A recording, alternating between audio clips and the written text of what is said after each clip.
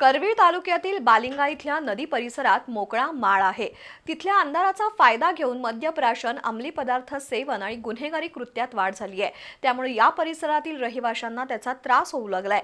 तसंच या टोळक्याला हटकणाऱ्यांना दादागिरी करण्याचे, धमकी देण्याचे प्रकार घडतायत। त्यामुळे करवीर पोलिसांनी सायंकाळच्या वेळेस नदी परिसरात गस्त घालून नशेखोरांवर कारवाई करावी अशी मागणी मनसेच्या शिष्टमंडळाने केली आहे।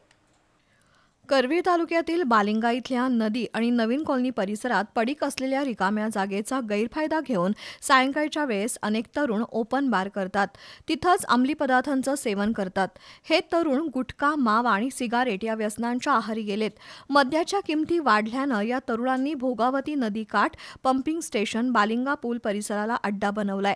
या नशेखोरांमध्ये बऱ्याचदा भांडणं, मारामाऱ्या होतात।